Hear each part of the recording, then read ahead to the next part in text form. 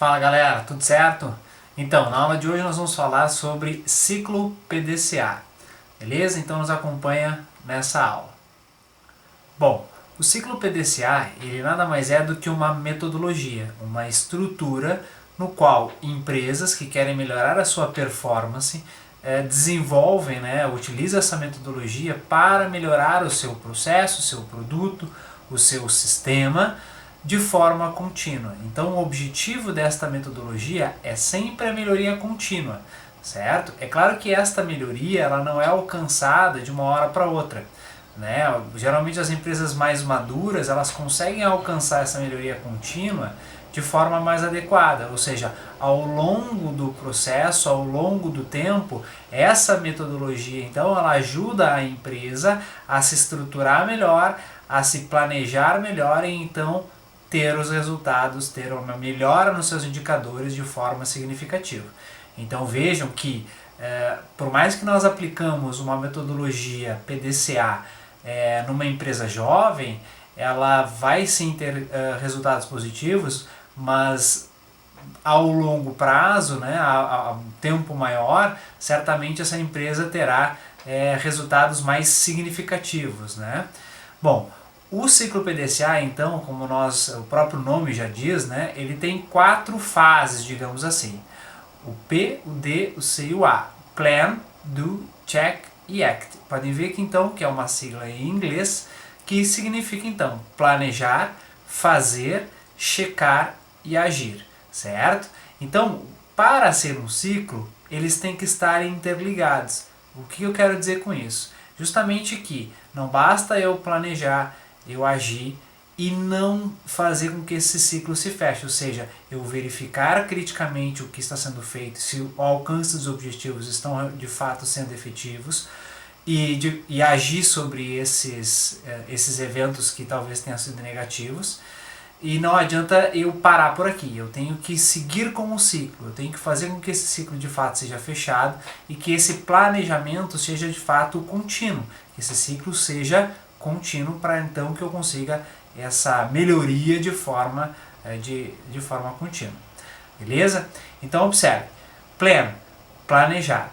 Para planejar, assim como a gente faz no nosso dia a dia muitas vezes sem observar, a gente está sempre planejando o que vai fazer, como vai fazer, que roupa vai vestir, de que forma vai sair, como vai se locomover. Então, para tudo isso, eu faço um planejamento. Para empresas, isso não muda. Então, quando eu falo de planejar, é fazer um levantamento de tudo aquilo que pode influenciar a minha empresa de forma negativa, certo? Ou seja, eu vou pegar aquilo que pode ser como um risco ou até mesmo como uma oportunidade para a minha empresa e fazer um planejamento sobre isso. Então eu tenho que fazer um levantamento de questão de recursos, quanto de recursos eu tenho, seja recursos financeiros, seja recursos humanos, o que eu vou necessitar para isso, certo? Verificar, por exemplo, quais são os meus objetivos, quais são as minhas metas a curto, a médio e a longo prazo.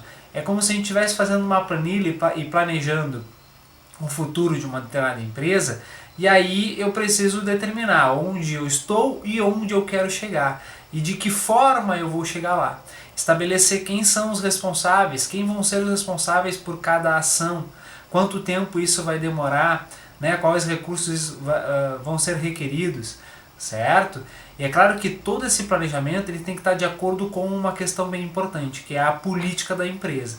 Então, se a gente falar isso em termos da área ambiental, nós temos a política ambiental. Então, esse planejamento ele tem que estar de acordo com a política ambiental da organização. Quando a gente fala isso em termos de qualidade ou até mesmo em termos financeiros, qual é a política da empresa com relação a esses fatores?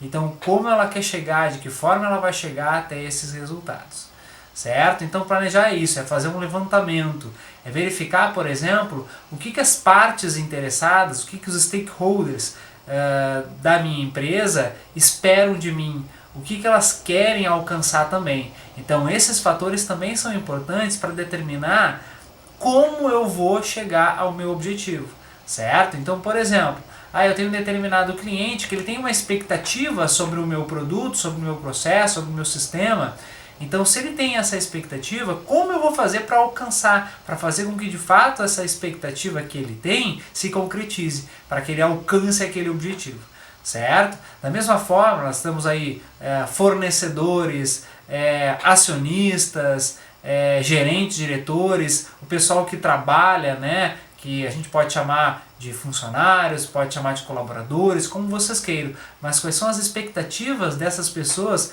que têm influência direta e também indireta sobre a organização, sobre a empresa, certo? Então planejar é isso, é fazer um levantamento de todos os aspectos que podem influenciar a organização a ter seus resultados positivos.